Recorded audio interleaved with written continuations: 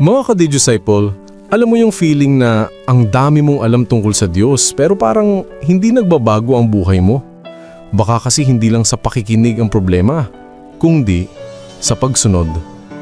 Panahon na muli para ibahagi ko sa inyo ang mensaheng nagbibigay buhay mula sa Ebanghelyo ngayong araw, December 4, Thursday of the first week of Advent. Ako po si Brother Rai, Digital Disciple. Sa Ebanghelyo natin ngayon mula sa Matthew 7:21, 24-27, sinabi ni Jesus, "Hindi lahat ng tumatawag sa akin na Panginoon ay makakapasok sa kaharian ng langit, kundi ang gumagawa ng kalooban ng Ama." At nagbigay siya ng dalawang larawan. Yung taong nakarinig at sumunod, bahay na nakatayo sa bato. Yung nakarinig pero hindi sumunod, bahay na nakatayo sa buhangin. Parehong nakarinig, pero hindi parehong nagsunod.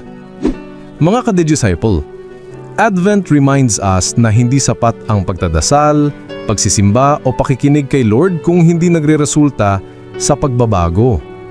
Marami ang mabilis makinig, pero iilan lang ang handang sumunod. At dun sinusukat ang totoong pananampalataya.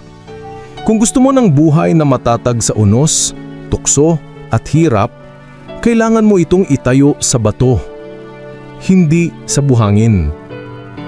Obedience, faithfulness, at pagsuko kay Lord.